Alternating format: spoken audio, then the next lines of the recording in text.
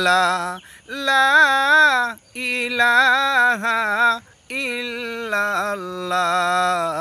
সুবহানাল্লাহ ওয়ালহামদুলিল্লাহ লা ইলাহা ইল্লাল্লাহ সুবহানাল্লাহ ওয়ালহামদুলিল্লাহ লা ইলাহা ইল্লাল্লাহ তোমারি জি খেয়ে পড়ে অবাধ্য হই কেমন করে তোমারি জি খেয়ে পড়ে